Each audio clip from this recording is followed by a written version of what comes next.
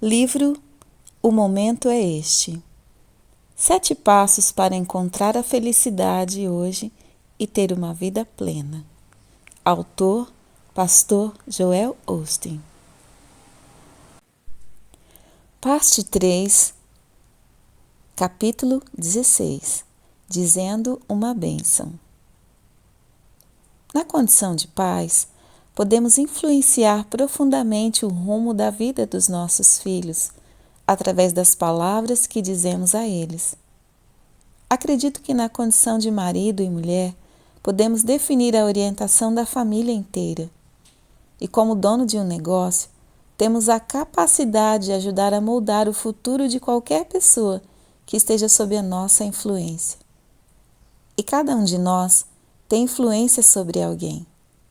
Você pode não se considerar um líder, mas mesmo assim possui uma esfera de influência, ou seja, alguém ou com um grupo que se guia por você. Mesmo se você for adolescente, alguém valoriza sua opinião. É fundamental que declaremos coisas boas na vida daqueles sobre quem exercemos influência. Isso não significa que nunca discordaremos deles ou que não teremos de enfrentá-los ou corrigi-los. Mas o teor das palavras que dirigimos a eles e sobre eles deve ser positivo. Certa mãe bem-intencionada constantemente atazanava o filho adolescente. Você é tão preguiçoso, nunca vai dar em nada. Se não tomar jeito, nunca irá para a faculdade. Provavelmente acabará se metendo em apuros.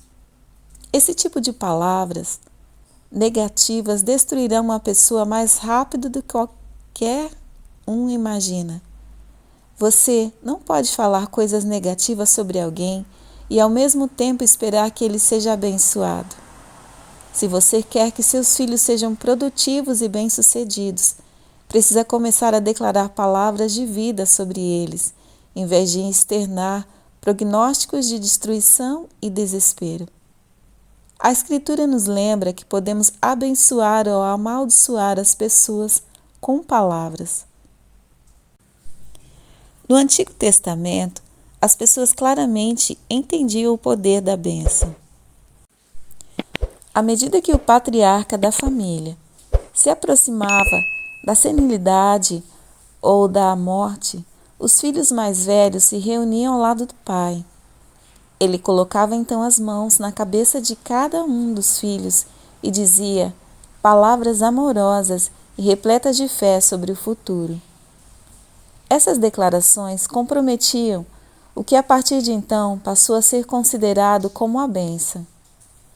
A família entendia que aquelas palavras representavam mais do que os desejos do pai que estava morrendo.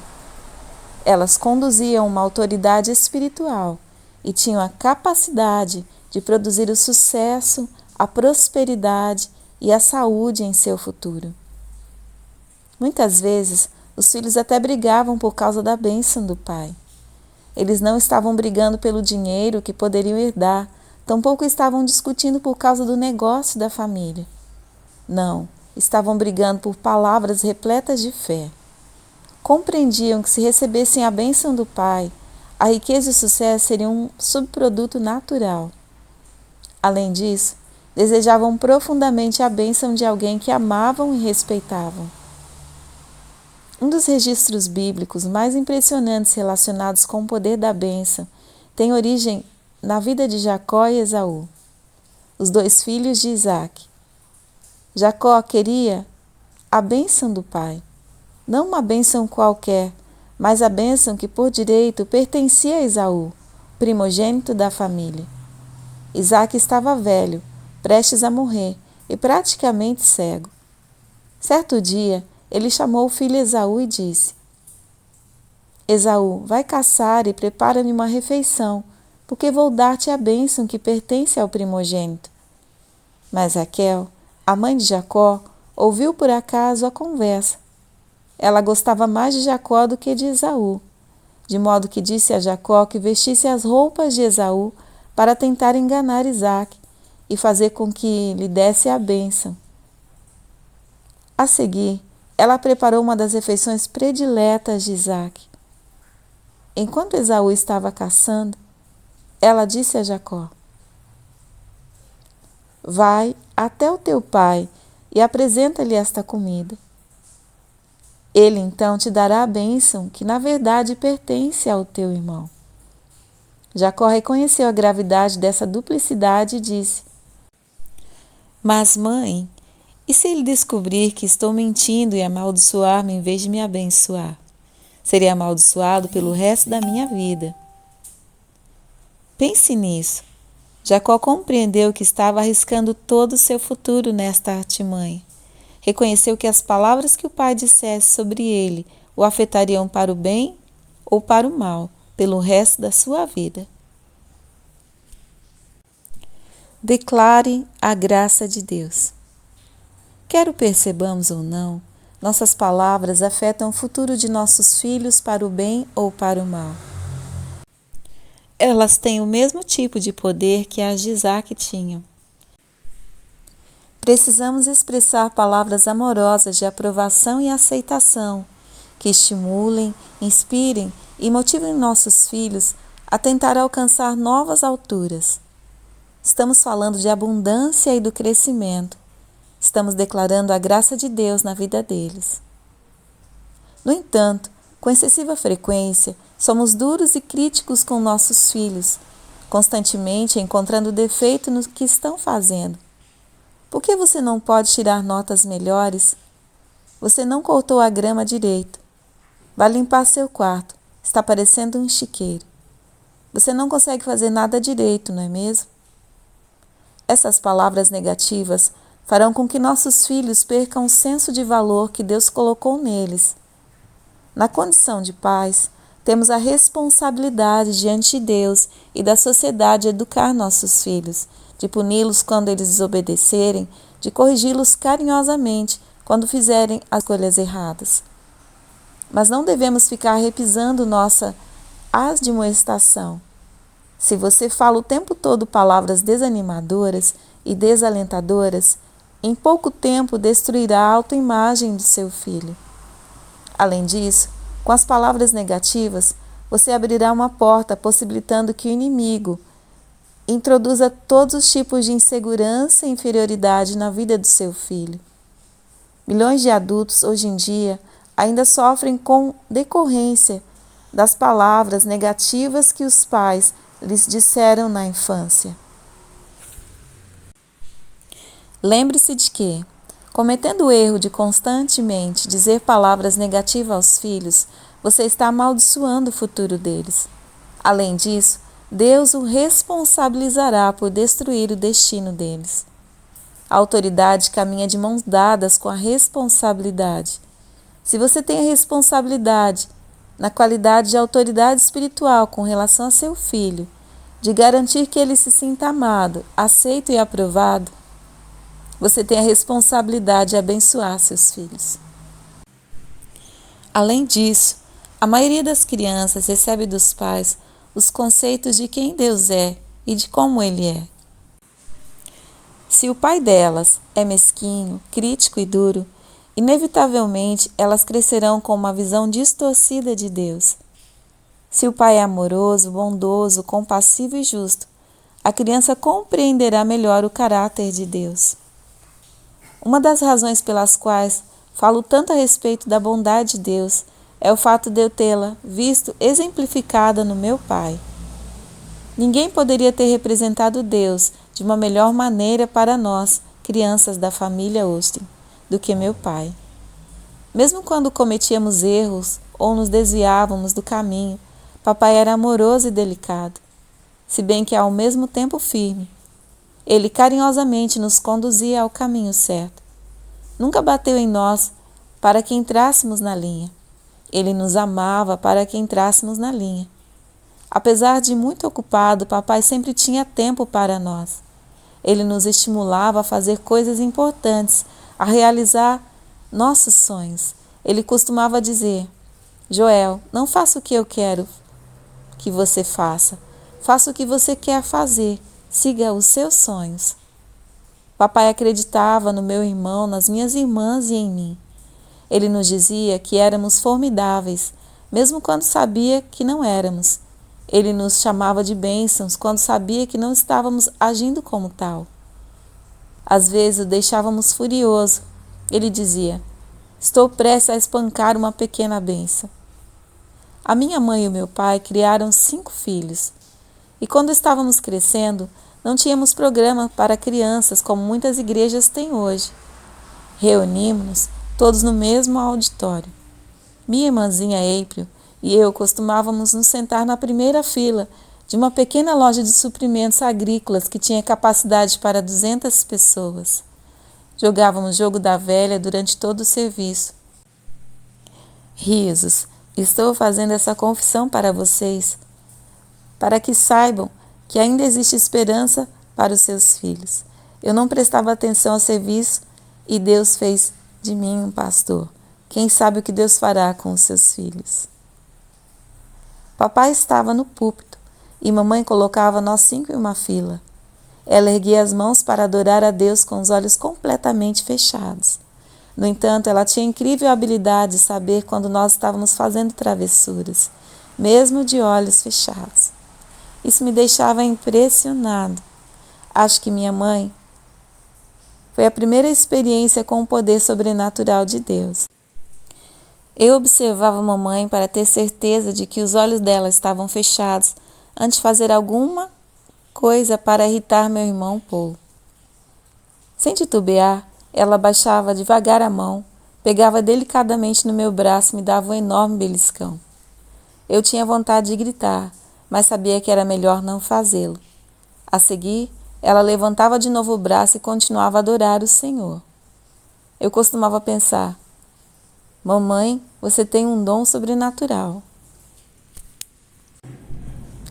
Estou brincando um pouco, mas o que estou querendo dizer é que meus irmãos e eu não éramos crianças perfeitas. Cometíamos muitos erros, mas os meus pais nunca se concentravam nas fraquezas ou problemas, que sempre se voltavam para soluções. Constantemente nos dizíamos que éramos as melhores crianças do mundo e crescemos confiantes, sabendo que além de amar um ao outro, os nossos pais nos amavam e acreditavam em nós. Eles estariam do nosso lado nos momentos bons e nos momentos maus. Sabíamos que nunca iriam nos criticar e condenar e que sempre acreditariam no melhor a nosso respeito. Como cresci com a aceitação e aprovação dos meus pais, hoje, na condição de pai, estou praticando as mesmas coisas com os meus filhos. Declaro palavras de bênção na vida deles, que serão transmitidas a outra geração. E sei que meus filhos passarão a bondade de Deus para os filhos deles e assim por diante. Uma das primeiras coisas que faço quando vejo meu filhinho Jonathan pela manhã é dizer: Jonathan, você é o máximo. Digo constantemente para ele: Jonathan, você é o presente de Deus para a mamãe e para mim. Nós o amamos, temos orgulho de você. Sempre estaremos ao seu lado. Digo as mesmas coisas para a nossa filha Alexandra. Antes de ir para a cama, declaro aos meus filhos: papai será o seu melhor amigo sempre. Vitória e eu constantemente dizemos a eles: não existe nada que não possam fazer. Deus tem um futuro brilhante à sua frente. Estão cercados pela graça de Deus. Tudo que vocês tocam irá prosperar. Vitória e eu acreditamos que temos a oportunidade, a responsabilidade de dizer as bênçãos de Deus aos nossos filhos agora, enquanto são crianças. Por que deveríamos esperar que se tornem adolescentes ou jovens adultos, prestes a se casarem, para começar a orar pelas bênçãos de Deus na vida deles? Não, estamos declarando as bênçãos de Deus sobre eles todos os dias de nossas vidas. E estamos convencidos de que essas palavras influenciarão nossos filhos muito tempo depois de eles estarem crescidos e terem os seus próprios filhos. O que você está transmitindo para a próxima geração? Não basta pensar no assunto, você precisará verbalizá-lo. Uma bênção não é uma bênção enquanto não for pronunciada. Seus filhos precisam ouvi-lo, você dizer palavras como: Eu o amo. Acredito em você. Acho que você é ótimo. Não há ninguém como você. Você é especial. Eles precisam ouvir sua aprovação, precisam sentir seu amor, precisam da sua bênção. Os seus filhos podem estar crescidos e ter ido embora, mas isso não deve impedi-lo de telefonar para eles e estimulá-los, de dizer-lhes que sente orgulho deles. Talvez você não tenha sido competente em abençoar seus filhos quando eles eram crianças e adolescentes. Não é tarde demais. Comece a fazê-lo agora. Palavras não podem ser retiradas. Jacó se apresentou diante do pai Isaque, que estava quase cego, fingindo ser o irmão Esaú. Embora a visão de Isaque estivesse fraca, seu intelecto estava perfeito. Ele perguntou: Esaú, és realmente tu? Sim, pai, sou eu, mentiu Jacó. Isaque não estava convencido, de modo que pediu que o filho se aproximasse. Somente quando cheirou as roupas de Esaú, que Jacó estava vestindo, finalmente se convenceu. Ele deu então a Jacó a bênção que, na verdade, pertencia ao seu irmão mais velho. Ele disse algo assim: que tu sempre tenha grãos e vinho em abundância, que as nações se curvem diante de ti e as pessoas sempre te sirvam, que tu sejas o Senhor sobre os seus irmãos, que qualquer pessoa que te amaldiçoe seja amaldiçoada, e qualquer pessoa que tu abençoes seja abençoada. Repare que na bênção, Isaque declarou coisas magníficas a respeito do futuro de Jacó, e um exame da história que lhe mostrará que todas essas coisas aconteceram. Por outro lado, pouco depois de Jacó deixar o quarto do pai, Esaú entrou. Ele disse: Pai, sente-se, tenho a comida que preparei para ti. Quem és tu? Perguntou Isaque confuso. Pai, sou eu, Esaú, seu primogênito. Nesse ponto, a Bíblia registra que Isaque começou a tremer violentamente. Ele compreendeu que fora enganado. Explicou a Esaú que o irmão dele, Jacó, o procurara e o enganara para receber a bênção. Essa horrível história de traição encerra um aspecto impressionante. Esaú começou a chorar e a gritar bem alto e perguntou: Pai, não podes mais me dar a bênção que pertence ao primogênito? A resposta de Isaque foi penetrante e poderosa. Não, as palavras já foram pronunciadas e não posso retirá-las. Eu disse que Jacó será abençoado, e ele será sempre abençoado. Você percebe o poder das palavras? Compreende o poder de declarar bênçãos sobre os seus filhos? Isaque disse: Uma vez pronunciadas as palavras, não posso retirá-las. Ele deu a Esaú uma bênção inferior, que não era nem de perto tão importante quanto a que dera a Jacó. Precisamos ser extremamente cautelosos com relação ao que deixamos sair da nossa boca. Na próxima vez em que você se vir tentado a menosprezar alguém, a depreciar ou diminuir seu filho, lembre-se de que essas palavras nunca poderão ser retiradas. Depois que você as pronuncia, elas adquirem vida própria. Use as palavras para abençoar as pessoas. Pare de criticar seu filho e comece a declarar que coisas magníficas estão reservadas para o futuro dele. Nunca devemos dizer palavras negativas e destrutivas para ninguém, especialmente pessoas sobre as quais temos autoridade ou influência. O simples fato de você ter o próprio negócio ou supervisionar um grande número de funcionários não lhe dá o direito de diminuí-los e fazer com que se sintam mal em relação a si mesmos. Muito pelo contrário, Deus vai responsabilizá-lo pelo que você diz a essas pessoas que estão sobre a sua autoridade e vai julgá-lo segundo um padrão mais rígido. Você deve se esforçar ao máximo para dizer palavras positivas que fortalecem e estimulem. Analogamente, é importante que o marido entenda que suas palavras exercem um enorme poder na vida da esposa. Ele precisa abençoá-la com palavras.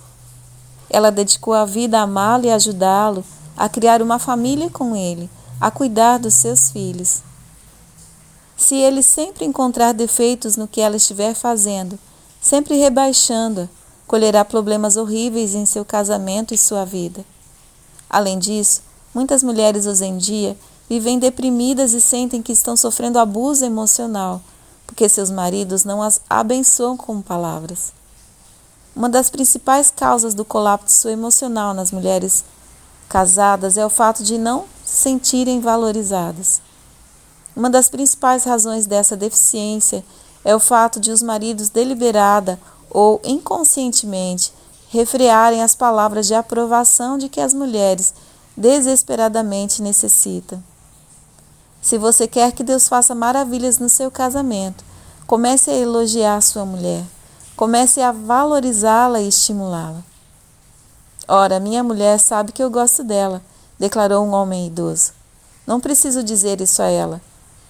Eu lhe disse quando nos casamos há 42 anos. Não, ela precisa ouvir repetidamente essas palavras. O marido deve dizer todos os dias à sua mulher: eu a amo, reconheço seu valor. Você é a melhor coisa que já me aconteceu. A mulher deve fazer o mesmo em relação ao seu marido. O seu relacionamento melhoraria intensamente se você simplesmente começasse a dizer palavras delicadas e positivas, se abençoasse seu marido ou sua mulher, em vez de amaldiçoá-lo. Declare a bondade de Deus. Você precisa começar a declarar a bondade de Deus em sua vida. Comece corajosamente a dizer: o rosto de Deus está sorrindo para mim, e Ele anseia por ser bom para mim. Isso não é vangloriar-se. É assim que Deus diz que vamos ser abençoados, quando começamos a declarar a bondade dEle. Permita-me fazer algumas declarações na sua vida. Declaro que você é abençoado com a sabedoria sobrenatural de Deus e tem uma orientação clara para a sua vida. Declaro que você é abençoado com criatividade, coragem, habilidade e abundância. Declaro que você é abençoado com uma vontade forte, coragem, autocontrole e disciplina. Declaro que você é abençoado com uma grande família, bons amigos, boa saúde, graça e realização. Declaro que você é abençoado com sucesso, poder sobrenatural, capacidade de empreendimento e proteção divina. Declaro que você é abençoado com um coração obediente e com uma perspectiva positiva na vida. Declaro que qualquer maldição que jamais tenha sido feita a você e a qualquer palavra negativa que já tenha sido pronunciada contra você estão neutralizadas neste momento. Declaro que você é abençoado na cidade, você é abençoado no país, você é abençoado quando entra, você é abençoado quando sai. Declaro que tudo que você decidir fazer irá prosperar e terá sucesso. Declaro que você é abençoado. Eu incentivo a receber essas palavras e meditar sobre elas. Deixe que penetrem profundamente no seu coração e na sua mente e torne-se uma realidade na sua vida. Exercite-se fazendo algo semelhante com a sua família. Aprenda a dizer bênçãos sobre a sua vida, seus amigos, seu futuro. Lembre-se de que uma bênção não é uma bênção enquanto não for verbalizada. Se fizer a sua parte e começar a corajosamente dizer bênçãos sobre sua vida e a vida dos que o cercam, Deus suprirá tudo o que você precisa para viver a abundância que Ele quer que você viva. Obrigado por sua presença aqui em nosso canal Declarando Vida. Você que não é inscrito em nosso canal ainda, eu peço a você que se inscreva, deixe o seu like, compartilhe uma experiência que você tem tido com Deus através da leitura deste livro. Que Deus abençoe grandemente você e toda a sua família. Um grande abraço e um beijo no seu coração.